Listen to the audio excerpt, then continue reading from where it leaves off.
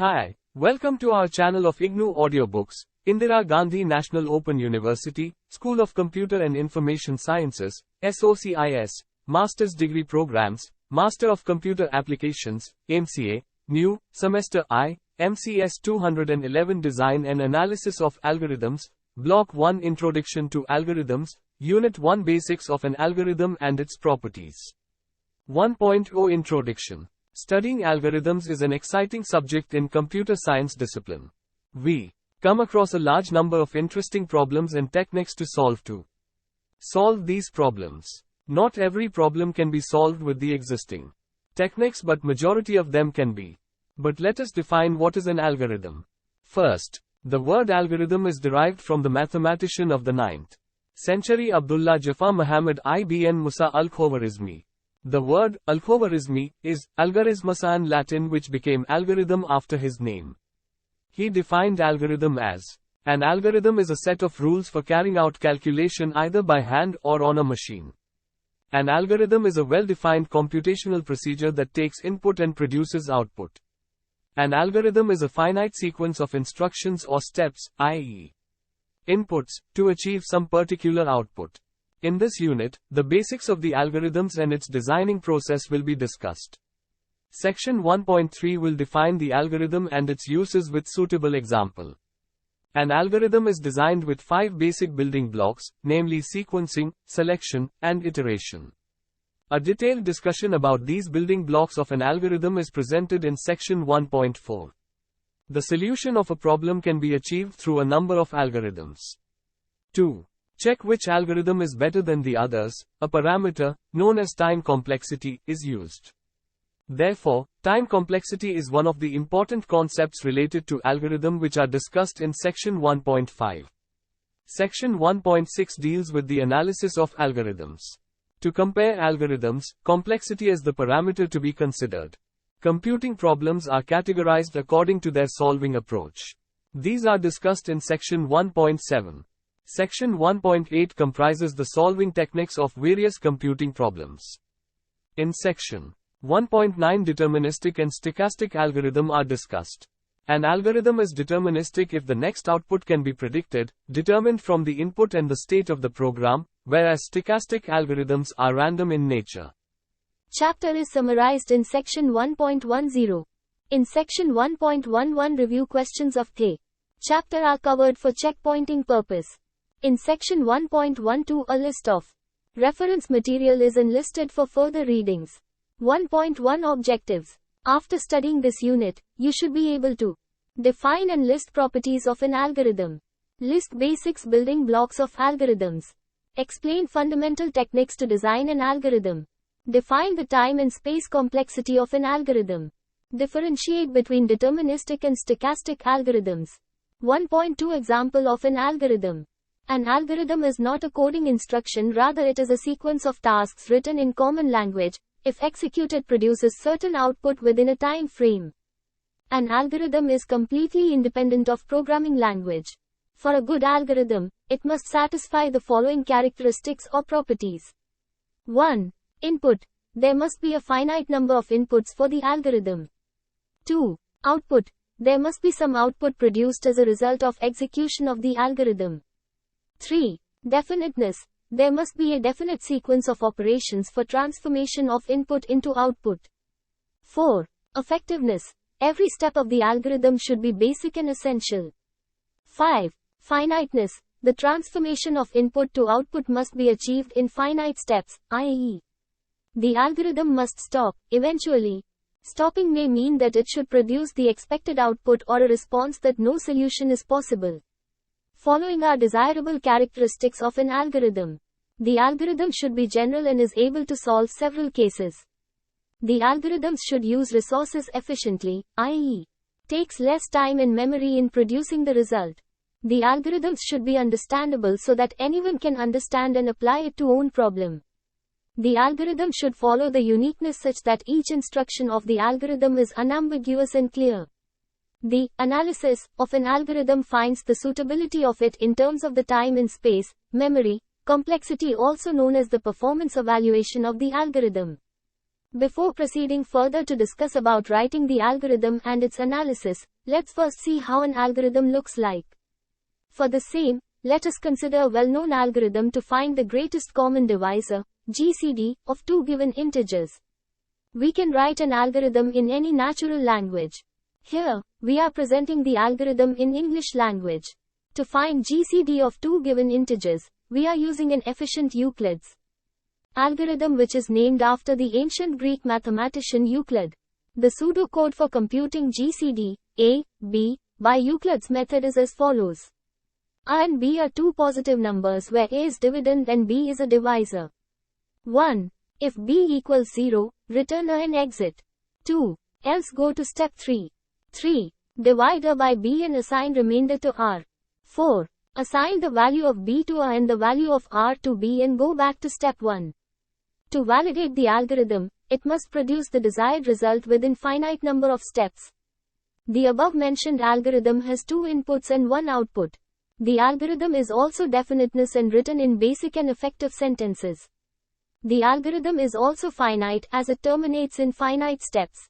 To observe the same, let us find the GCD of A equals 1071 and B equals 462 using Euclid's algorithm. Iteration 1. 1. Divide A equals 1071 by B equals 462 and store the remainder in R. R equals 1071% 462. Here, percent represents the remainder operator. R equals 147. 2. If R equals 0, the algorithm terminates and B is the GCD. Otherwise, go to step 3. Here, R is not 0, so we will go to step 3. 3. The integer will get the current value of integer B and the new value of integer B will be the current value of R. Here, A equals 462 and B equals 147. 4. Go back to step 1.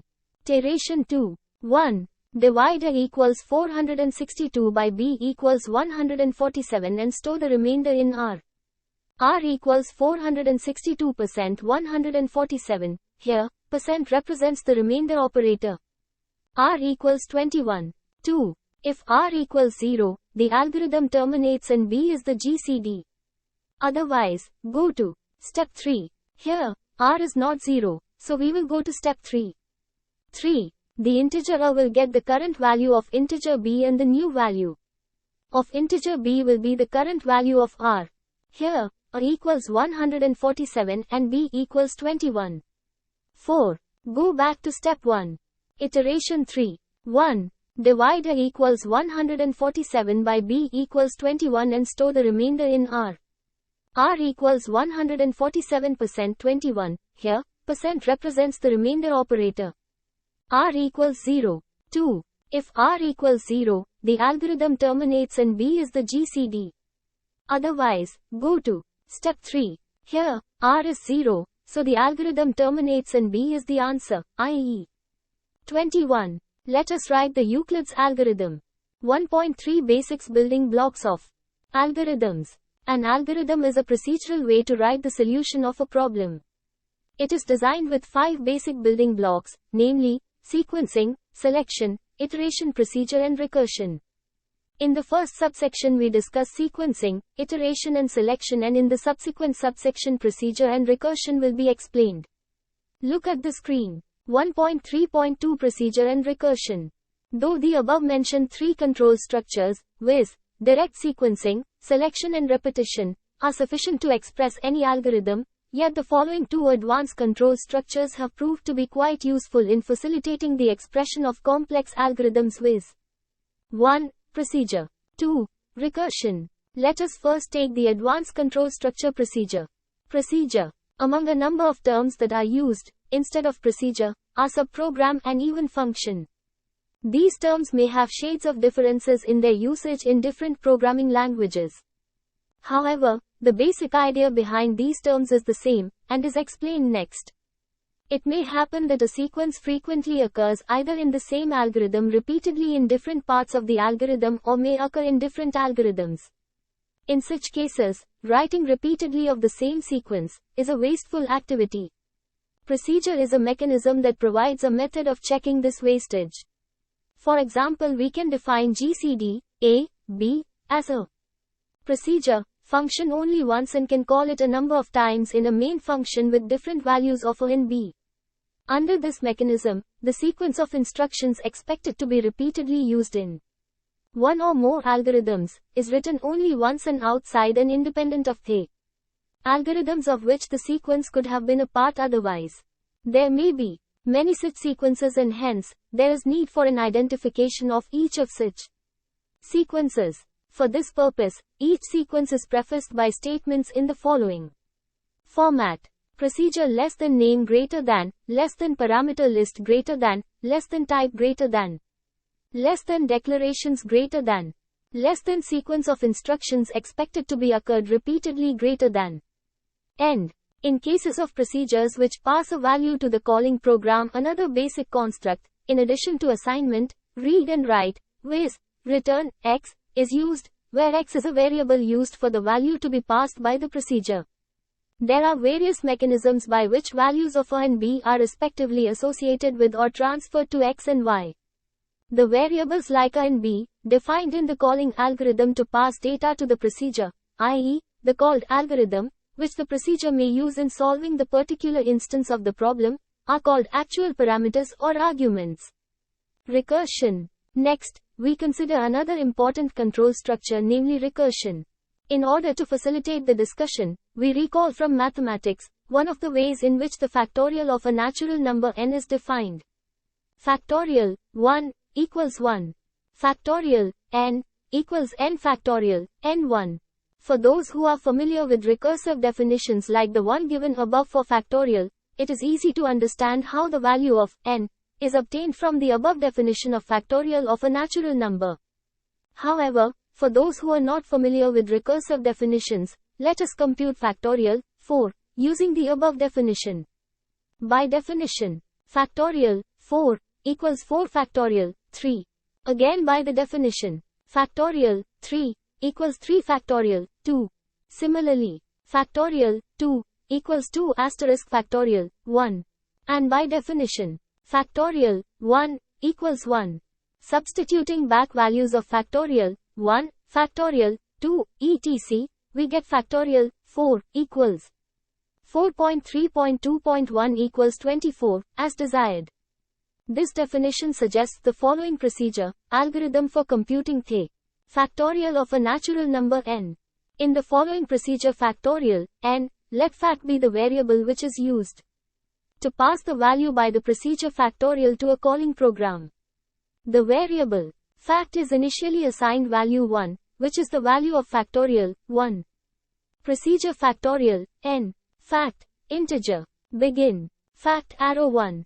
If n equals 1, then return fact. Else begin fact arrow n asterisk factorial n1. Return fact end. In order to compute factorial n1, procedure factorial is called by itself, but this time with simpler argument n1. The repeated calls with simpler arguments continue until factorial is called with argument 1. Successive multiplications of partial results with 2, 3, up to n finally deliver the desired result. Definition: a procedure, which can call itself, is said to be recursive procedure, algorithm. For successful implementation of the concept of recursive procedure, the following conditions should be satisfied. 1. There must be inbuilt mechanism in the computer system that supports the calling of a procedure by itself, e.g., there may be inbuilt stack operations on a set of stack registers. 2. There must be conditions within the definition of a recursive procedure under which, after finite number of calls, the procedure is terminated. 3. The arguments in successive calls should be simpler in the sense that each succeeding argument takes us towards the conditions mentioned in 2. Recursion is an important construct which will be used extensively to solve sorting algorithms, searching algorithm, matrix multiplications, etc. 1.4 A survey of common running time. For a given problem, more than one algorithm can be designed. However, one algorithm may be better than the other. To compare two algorithms for a problem, running time is generally used, which is defined as the time taken by an algorithm in generating the output. An algorithm is better if it takes less running time. The time here is not necessarily the clock time. However, this measure should be invariant to any hardware used. Therefore, the running time of an algorithm can be represented in terms of the number of operations executed for a given input. More the number of operations, the larger the running time of an algorithm. So, if we can find the number of operations required for a given input in an algorithm, then we can measure the running time. This running time of an algorithm for producing the output is also known as time complexity. Time here is not the clock time. Therefore, two algorithms can be compared in terms of time complexity. An algorithm is better compared to others having smaller running time, time complexity. Running time of an algorithm is represented as a function t, n, where n is the input size. Let an algorithm has a running time t, n, equals Cn, where C is a constant.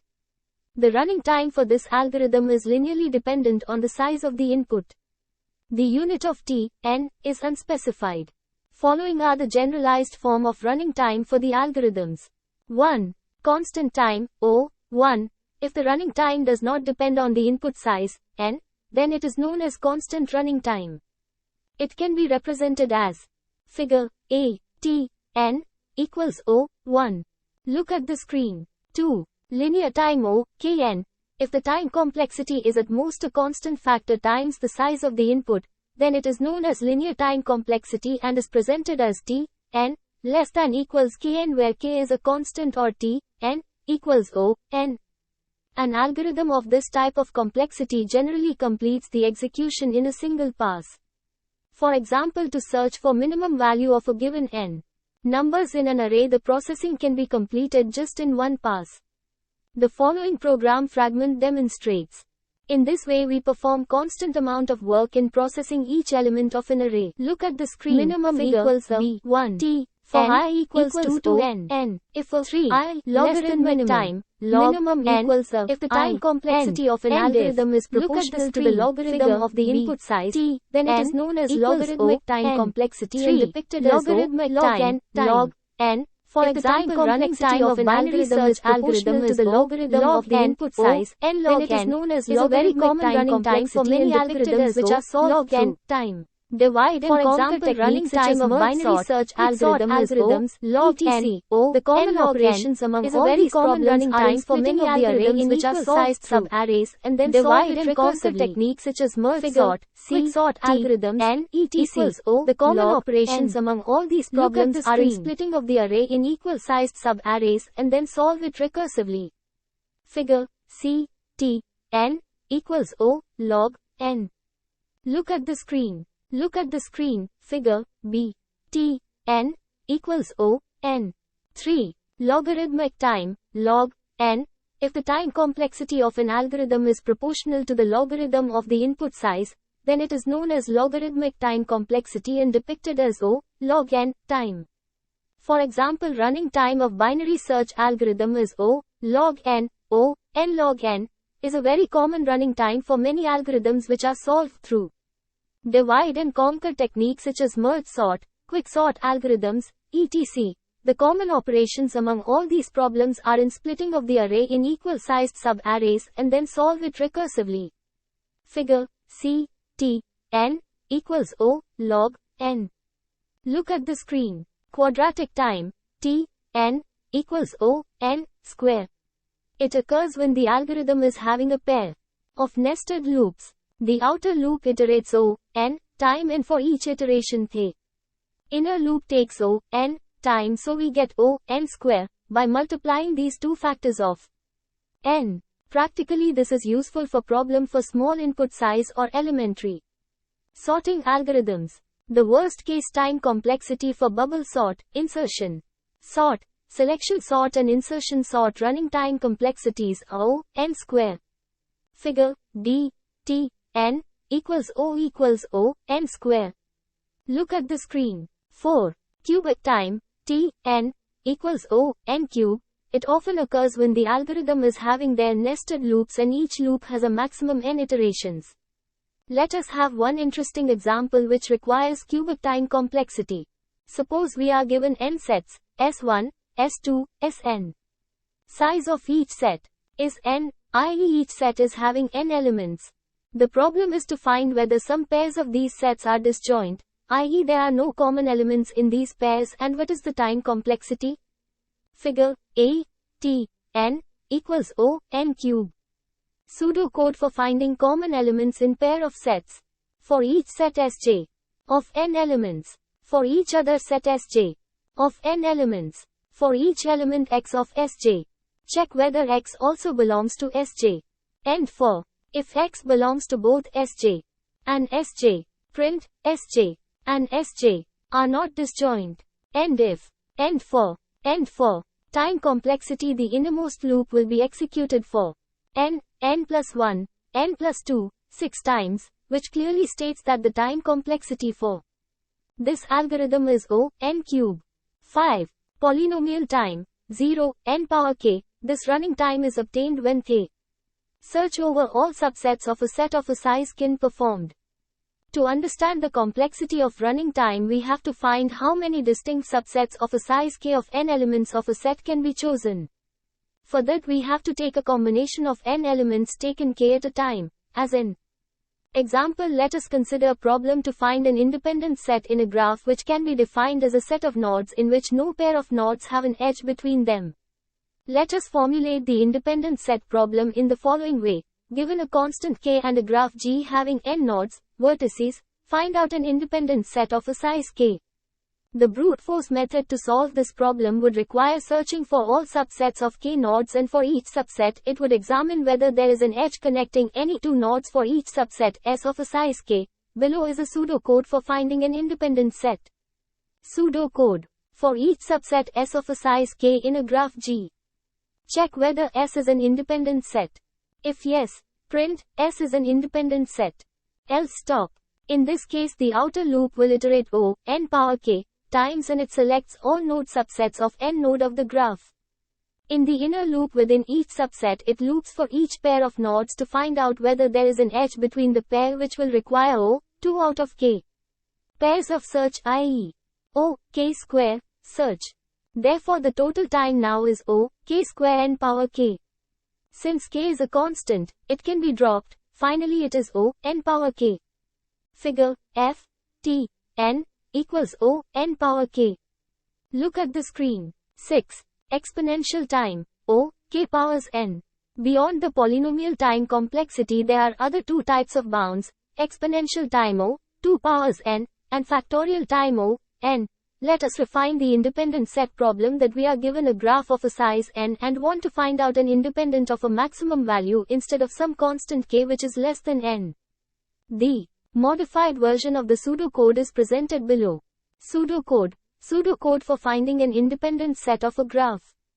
Input G, V, A. Opening curly bracket. For each subset S of n number of nodes.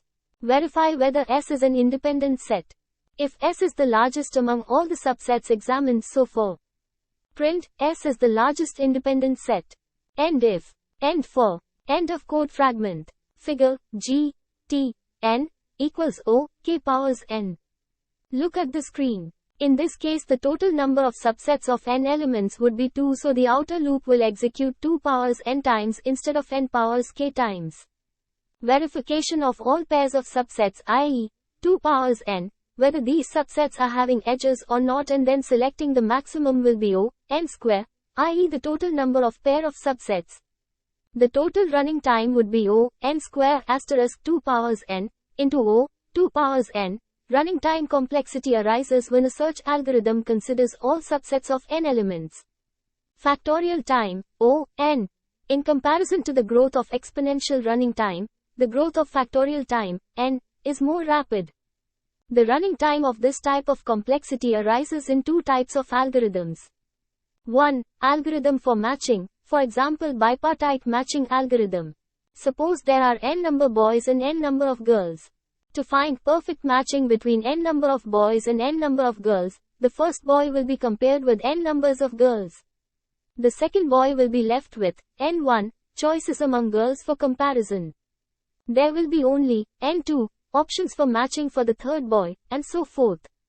After array girls multiplying all these options for n boys, we obtain n, i.e., n, n1, n2, 2, 1, 2, O, n, also occurs where the algorithm requires arranging n elements into a particular order, i.e., a permutation of n numbers. A classic example is traveling salesman problem. Given a n number of cities with distance between all pairs of cities with the following conditions. 1. The salesman can start the tour with any city but must conclude the tour with the starting city only. E. All cities must be visited only once except the one where from the tour starts. The problem is to find out the shortest tour covering all n cities. Applying a brute force approach to find out the solution, a salesman has to explore n searches which will take O, n. Note that a salesman can pick up any city among n cities to start the tour. Next it will have n1 cities to pick up the second city on the tour. There will be n2 cities to pick up the third city at the next stage and so forth. Multiplying all these choices we get n, i.e., n, n1, n2, 2, 1. 1.5 Analysis and complexity of algorithm. The term, analysis of algorithms, was introduced by Donald Knuth. It has become now an important computer science discipline whose overall objective is to understand the complexity of an algorithm in terms of time complexity and storage requirement. System performance is directly dependent on the efficiency of algorithm in terms of both the time complexity as well the memory. An algorithm designed for time-sensitive application takes too long to run can render its results of no use. Suppose M is an algorithm with n the input data size. The time and space used by the algorithm M are the two main measures for the efficiency of M. The time is measured by counting the number of key operations. For example, in case of sorting and searching algorithms, the number of comparisons is the number of key operations. That is because key operations are so defined that the time for the other operations is much less than or at most proportional to the time for the key operations. The space is measured by counting the maximum of memory needed by the algorithm. The complexity of an algorithm M is the function f, n, which give the running time and or storage space requirement of the algorithm in terms of the size n of the input data. Frequently, the storage space required by an algorithm is simply a multiple of the data size n. In general, the term complexity, given anywhere, simply refers to the running time of the algorithm. There are three cases, in general, to find the complexity function f, n. Worst case, the maximum number of steps taken on any instance of sys A. Best case, the minimum number of steps taken on any instance of sys A. Average case, the number of steps taken for all instances of sys A. The analysis of the average case assumes a certain probabilistic distribution for the input data. One such assumption might be that all possible permutations of an input data set are equally likely. The average case also uses the concept of probability theory. Suppose the numbers n occur with respective probabilities p1, p2, pk. Then the expectation or average value of A is given by an1 p1, n2 p2, nk pk. To understand the best, worst and average cases of an algorithm, consider a C-linear array, 1, where the array A contains n elements. Students, you are having some problem in understanding. Suppose you want either to find the location LOC of a given element, say x, in the given array A, or to send some message, such as LOC equals 0, to indicate that x does not appear in A. Here the linear search algorithm solves this problem by comparing given, one by one, with each element in A. That is, we compare with A, 1, then A, 2, and so on, until we find x LOC such that x equals A, LOC. Algorithm, linear search. Asterisk input, a linear list A with n elements and a searching element x. Output, finds the location LOC of x in the array A, by returning an index, or return LOC equals 0 to indicate x is not present in A. 1. Initialize, set k equals 1 and LOC equals 0. 2. Repeat step 3 and 4 while LOC equals 0 and nk is less than or equal to n. 3. If x equals A, k. 4. 5. LOC equals k. 6. K equals k plus 1. 7. 8. If LOC equals 0. 9. Print, x is not present in the given array A.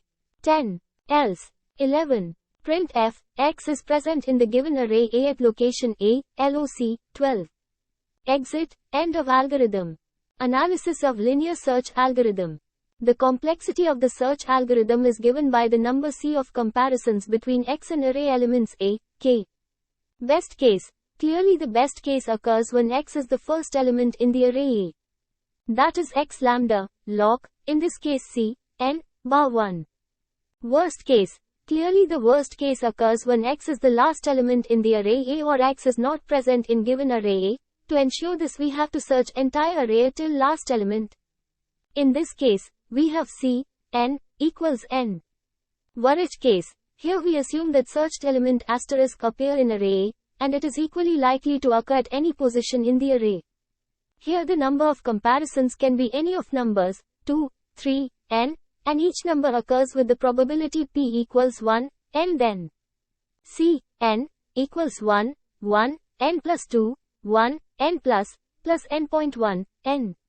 Equals, 1 plus 2 plus n.1, n.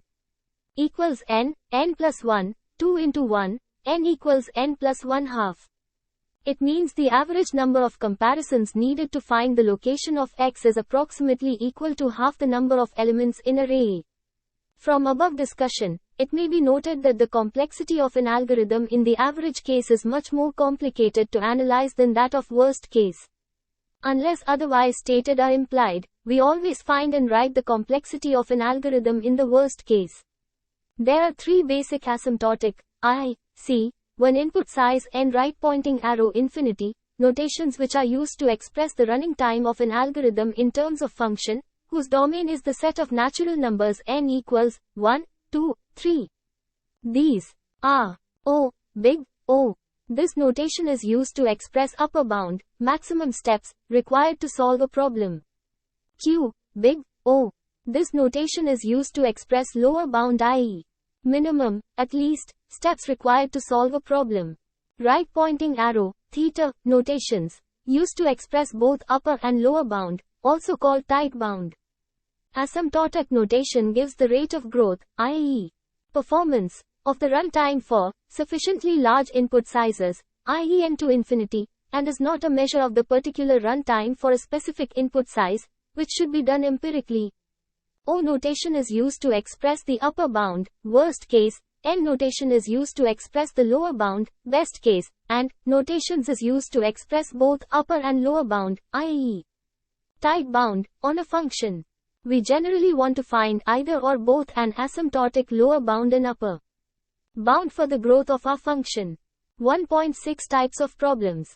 The types of problems in computing are limitless, and are categorized into a few areas to make it easy for researchers to address types of problems while addressing the algorithm field. Following are the some commonly known problem types: sorting, searching, graph problems, combinatorial problems, geometric problems, numerical problems. For the above mentioned categories, certain standard input sets are defined as benchmarking sets to analyze the algorithms. Sorting. The sorting is the process to arrange the given set of items in a certain order, assuming that the nature of the items allows such an ordering. For example, sorting a set of numbers in increasing or decreasing order and sorting the character strings, like names, in an alphabetical order. Researchers have published a large number of different sorting algorithms, targeting various types of items. A sorting algorithm does not necessarily work optimally for all types of items list. Some of them are good in terms of resource usage, while some are fast in terms of computing. The efficiency of a sorting algorithm also depends on the type of input. Some work well on randomly ordered inputs, whereas others perform better on already almost sorted lists. Some of the sorting algorithms perform well for lists residing in the memory, while others perform optimally for sorting large files stored on a secondary disk. As of now in common, the best sorting algorithm takes n long comparisons to sort an item list of n items. For any sorting algorithm, following two characteristics are desirable.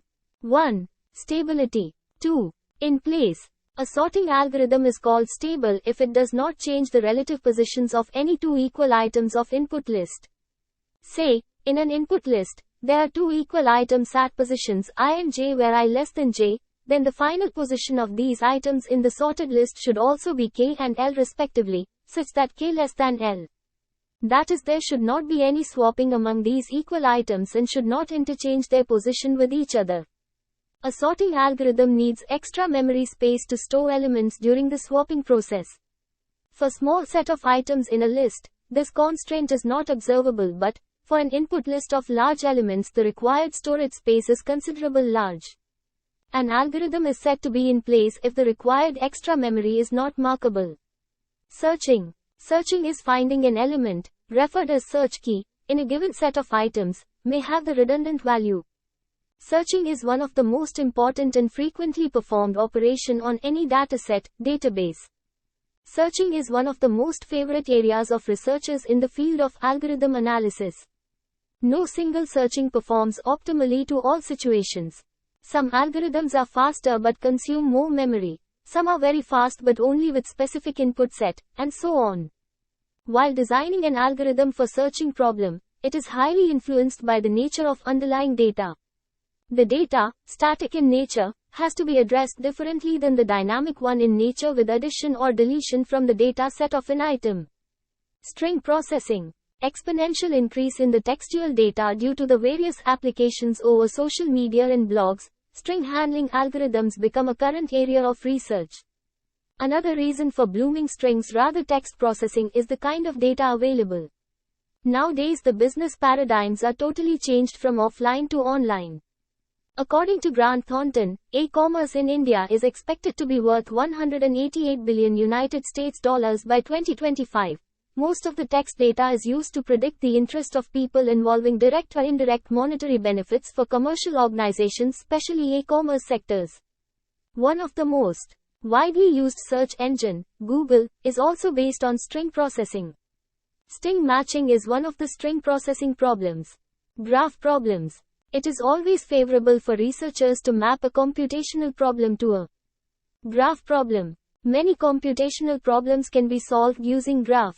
Most of the computer network problems can be solved using graph algorithms efficiently. Problems like visiting all the nodes of a graph, broadcasting in network, routing in networks, finding the minimum cost path, i.e.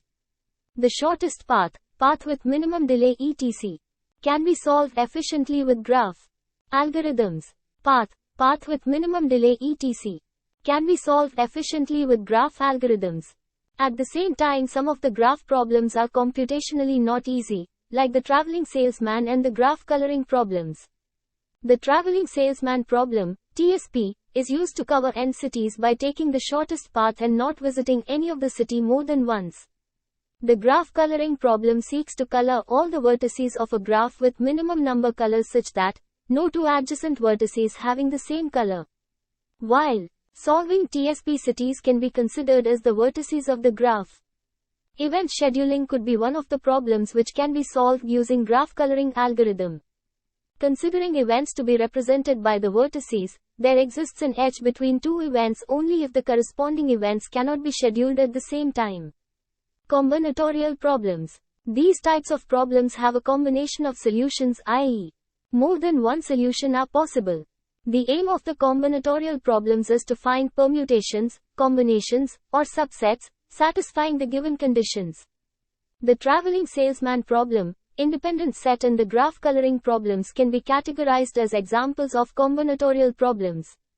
From both theoretical as well as practical point of view, the combinatorial problems are considered to be one of the most difficult problems in computing. Due to the combinatorial type of solutions, it becomes very difficult to handle the problems with big size input sets. The number of combinatorial objects, the output solution, grows rapidly with the problem size. Geometric problems. Some of the applications of geometric algorithms are computer graphics, robotics and tomography. These algorithms are based upon geometric objects such as points, lines, and polygons. The geometry procedures are developed to solve various geometric problems, like construction shapes of geometric objects, triangles, circles, etc., using ruler and compass.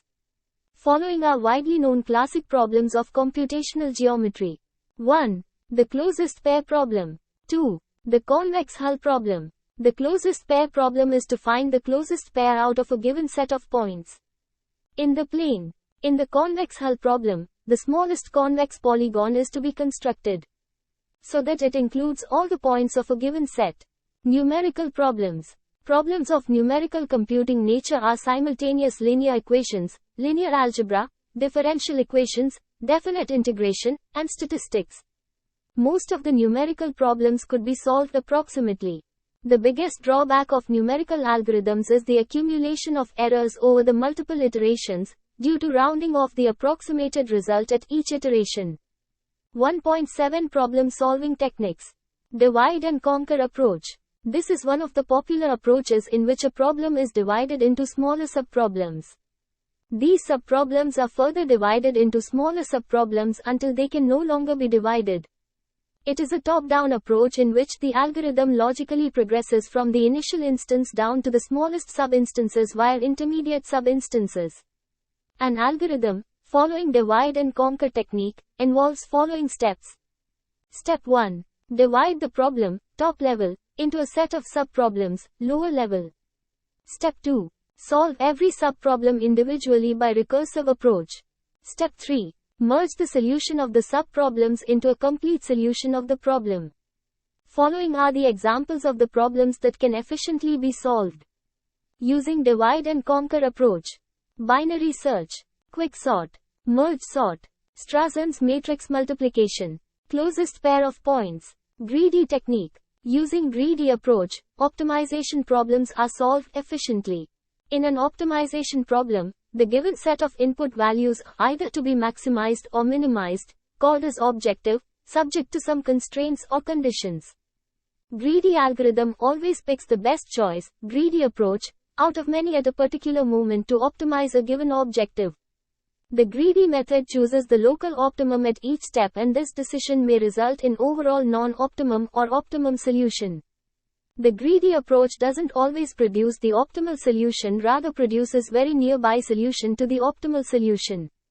Consequently, greedy algorithms are often very easy to design for the optimization problems. Following are some of the examples of the greedy approach. Kruskal's minimum spanning tree, Prim's minimal spanning tree, Dijkstra's shortest path, knapsack problem, dynamic programming. Dynamic programming approach is a bottom-up approach which involves finding solution of all subproblems, saving these partial results, and then reusing them to solve larger subproblems until the solution to the original problem is obtained. Reusing the results of subproblems by maintaining a table of results is the major advantage of dynamic programming because it avoids the recomputations, computing results twice or more of the same problem. Thus, dynamic programming approach takes much less time than naive or straightforward methods. The working style of dynamic programming is similar to divide and conquer approach. Both solve a problem by breaking it down into several sub-problems that can be solved recursively. The drawback of divide and conquer method is the calling of a recursive function with same output, result repeatedly, which is overcome in dynamic programming by maintaining a table to store the results. It is dynamically decided whether to call a function or retrieve values from the table. That's why the word dynamic is used in it. The dynamic programming approach is faster than the divide and conquer method as the redundancy of calling functions with same result are omitted in it. 0.021. Knapsack and subset sum problem are the examples of dynamic programming. Branch and bound. Branch and bound algorithm efficiently solves the discrete and combinatorial optimization problems. In branch and bound algorithm, a rooted tree is formed with the full solution set at the root. The algorithm explores the branches of this tree, representing the subsets of the solution set. A candidate solution of a root node is considered as a branch only if it is better than the already explored solution, and is discarded if it cannot produce a better solution than the best one found so far by the algorithm.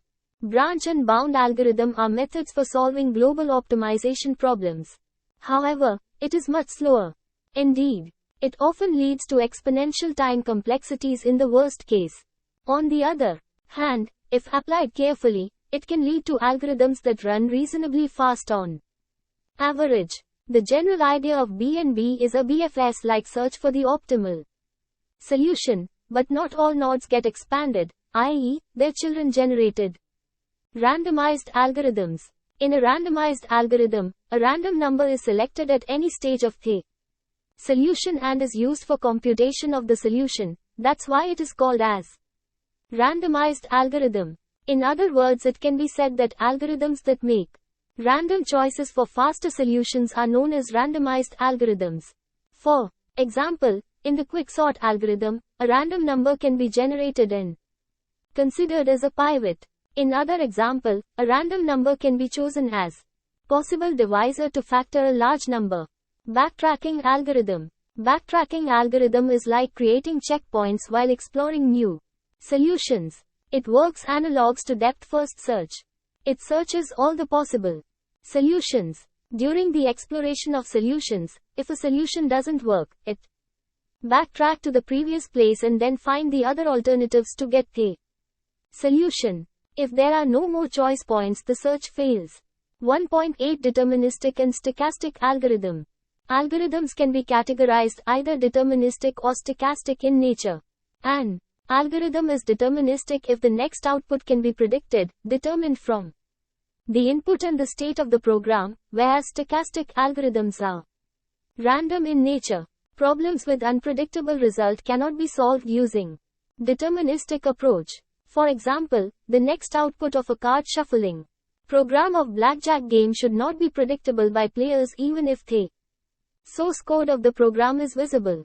Pseudorandom number generator method can be compromised and is often not sufficient to ensure the true randomness. The random number generated using pseudorandom number generator method might be precisely predicted. To avoid this problem, use of a cryptographically secure pseudo-random number generator with an unpredictable random seed to initialize the generator can be better way. A hardware random number generator is the best way for achieving real randomness. 1.10 Summary. In computation, an algorithm is independent from a programming language.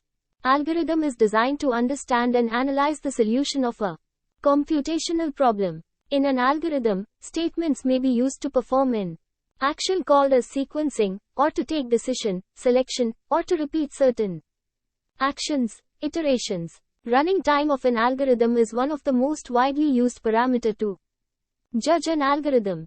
Running time is computed as the number of instructions executed. Space complexity is measurement of memory storage used during the execution. For a computational problem, there may exist multiple algorithms to solve, which leads to analyze these algorithms to get the best solution as per the requirement.